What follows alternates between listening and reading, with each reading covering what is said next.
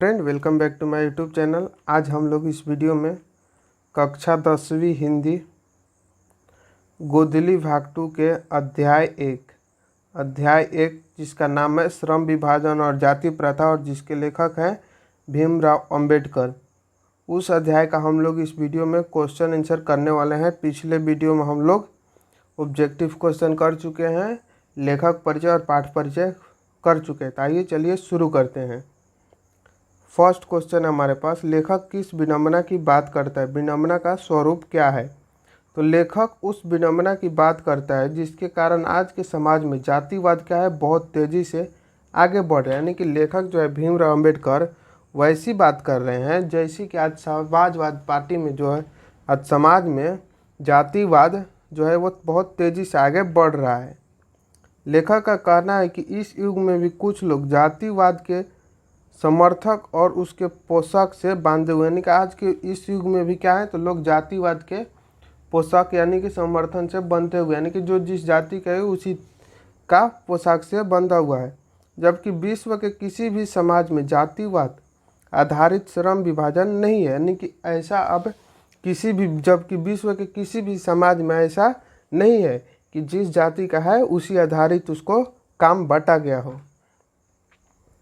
विडंबना का मुख्य कारण यही है क्योंकि इससे नीचे ऊंच की भावना बलवान होती है, यानी कि विडंबना का यही मुख्य कारण है क्योंकि इसी से जो है ना ऊंच नीच का बंटवारा होता है और मनुष्य को जन्म से ही किसी एक काम धंधे में बांध देता है। और इसी कारण से जातिवाद के ही कारण से मनुष्य को एक काम में बांट दिया जाता है। विडंबना का स्वरूप यही है कि जाति प्रथा श्रम विभाजन के साथ साथ श्रमिक का भी रूप ले लेता है, जो कि अस्वाभाविक है। विडंबना का स्वरूप यह भी है कि जाति प्रथा श्रम विभाजन के साथ साथ क्या है, श्रमिक विभाजन यानी कि काम का भी बंटवारा कर देता है। इसीलिए क्या है, तो ये अस्वाभाविक है। आप इसको स्क्रीनशॉट लेकर लिख सकते हैं। अगला सवाल है, जातिवाद के पोषक उसके पक्ष में क्या तर्क देते हैं?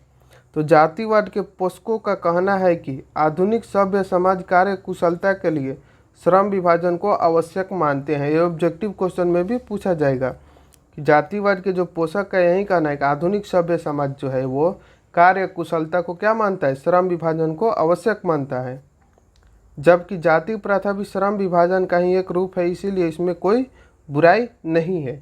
यही क्या है, तो इसका तर्क का कहना है कि जो श्रम विभाजन है एक जाति प्रथा का ही रूप है, जो कि इसके लिए इसमें कोई बुराई नहीं है।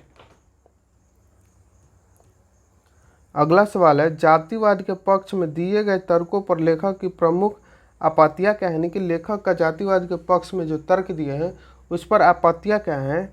तो जातिवाद के पक्ष में दिए गए तर्क पर लेखक का कहना है कि जाति प्रथा श्रम विभाजन का स्वाभाविक विभाजन नहीं है, क्योंकि श्रम विभाजन के साथ साथ श्रमिकों का भी विभाजन हो जाता है। यानी कि जाति प्रथा जो है श्रम विभाजन का स्वाभाविक रूप नहीं है। क्यों? क्योंकि श्रम विभाजन के साथ साथ क्या होता है, ये श्रमिकों का भी विभाजन होता है, यानी कि जो काम करते हैं उनका भी विभाजन हो जाता है, जिसके कारण मनुष्य को ऊंच जन्म के साथ ही किसी एक काम धंधे से बांध देती है। साथ ही समाज में उच्च नीच का भेदभाव भी जन्म ले लेता है।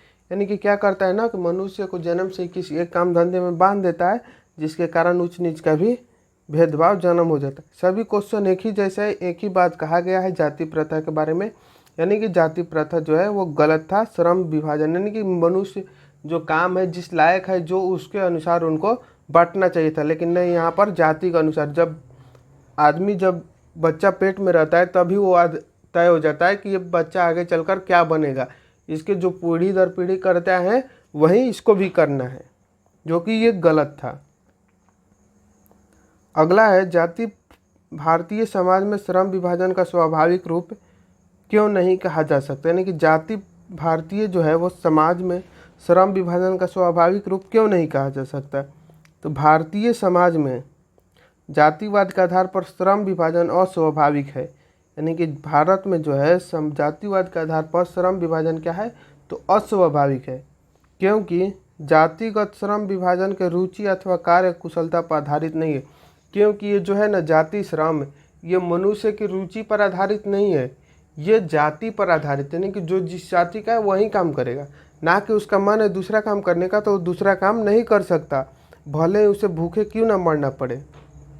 बल्कि माता के गर्भ में, हम पहले ही बोले हैं कि माता के गर्भ में क्या होता है, तो उसको श्रम विभाजन कर दिया जाता है, यानी कि उसका काम बांट दिया जाता है, जिसके कारण व्यक्ति को जीवन भर के लिए किसी निश्चित व्यवसाय से बांध दिया, जिसके कारण उसको उसी काम से जिंदगी भर वही काम उसको करना पड़ेगा, उसमें उसको रुचि हो या न हो। अगला सवाल है, जाति प्रथा भारत में बेरोजगारी का एक प्रमुख और प्रत्यक्ष कारण कैसे बनी हुई है। तो जाति प्रथा मनुष्य को जीवन भर के लिए एक पेशे में बांध देती है। जाति प्रथा पूछ रहा है कि बेरोजगारी का एक प्रमुख कारण कैसे बनी हुई है।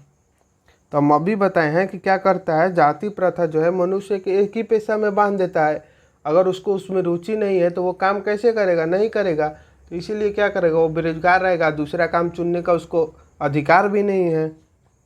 तो यहाँ पर लिखा गया है कि जाति प्रथा मनुष्य को जीवन भर के लिए एक पेशे में बांध देती है, उसे कोई अन्य पेशे चुनने की अनुमति नहीं देती, भले ही उसे उस पेशे में उसका दिल लगे या न लगे, जिसके कारण भुखमरी तथा बेरोजगारी का समस्या खड़ी हो जाती है।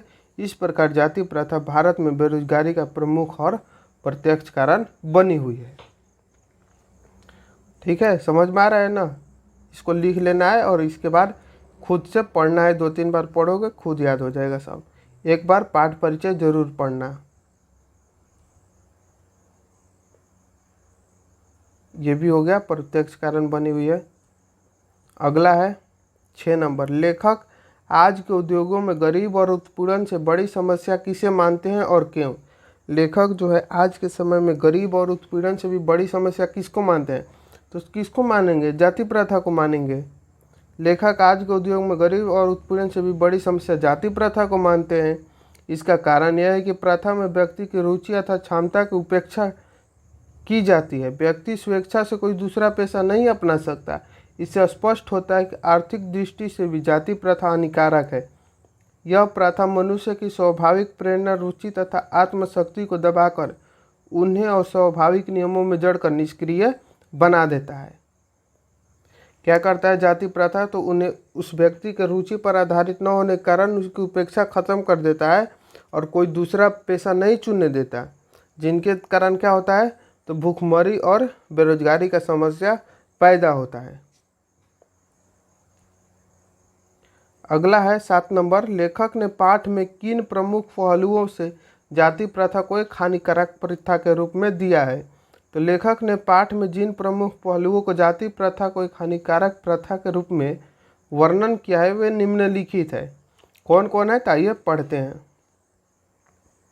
जाति प्रथा पर आधारित श्रम विभाजन स्वाभाविक नहीं है, यह श्रमिकों के भेदभाव पैदा करते हैं। यानी कि जाति प्रथा जो है वो श्रम विभाजन पर आधारित नहीं है, यह श्रमिकों में भेदभाव पैदा करता है।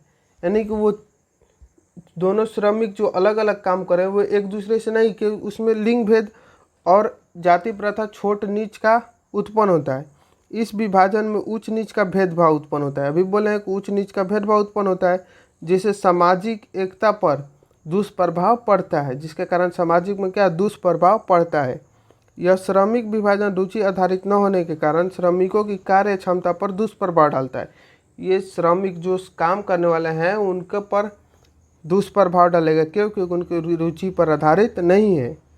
यह श्रम विभाजन मनुष्य को माता पिता का आधार पर घर में ही पैसा तो तय कर देता है, अतः सदैव के लिए किसी निश्चित व्यवसाय से बांध देता है।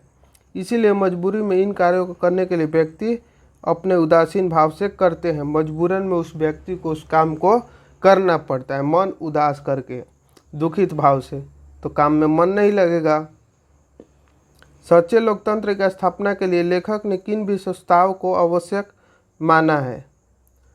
तो सच्चे लोकतंत्र के लिए किसे आवश्यक माना है, तो सच्चे लोकतंत्र की स्थापना के लिए लेखक ने समाज में स्वतंत्रता, समानता तथा भाईचारा का भावना होना आवश्यक माना है। ये हम आपको ऑब्जेक्टिव में भी बताए हैं कि ये क्वेश्चन पूछा जाएगा, ऑब्जेक्टिव में भी आएगा और क्वेश्चन आंसर में भी आएगा। लेखक का मानना है कि ऐसे ही समाज में सबके कल्याण एवं सहयोग की भावना होती है। समाज में बहुविधि हितों में सबका समान भाग होता है। सभी एक दूसरे की रक्षा के प्रति सहज रहते हैं। ऐसे समाज में इतनी गतिशील होती है तथा दूध पानी की तरह भाईचारे का मिश्रण होता है। भाईचारे का कैसा मिश्रण होना चाहिए? दूध और पानी की मिश्रण की तरह। और सोचे लोकतंत्र की स्थापना के लिए लेखक ने किन विशेषताओं को आवश्यक माना है? तो समाज में स्वतंत्रता, समानता तथा भाईचारे का भावना होना आवश्यक है। ये तीन आपको याद रखना है, स्वतंत्रता, समानता तथा भाईचारे का होना आवश्यक है। यहाँ पर क्वेश्चन आंसर खत्म होता है और जो भाव स्पष्ट है वो हम अगली वीडियो में करा देंगे। उसके बाद नेक्स्ट चैप्टर हम लोग पढ़ेंगे अध्याय 2 विष के दांत, जिसके लेखक है नलिन बिलोचन शर्मा। तो मिलते हैं नेक्स्ट वीडियो में, तब तक के लिए जय हिंद। ये नया चैनल बना हुआ है जिस पर कि अभी तक मात्र 23 सब्सक्राइबर हुए हैं, तो प्लीज़ इसको चैनल को सब्सक्राइब कीजिए। मिलते हैं नेक्स्ट वीडियो में, तब तक के लिए जय हिंद।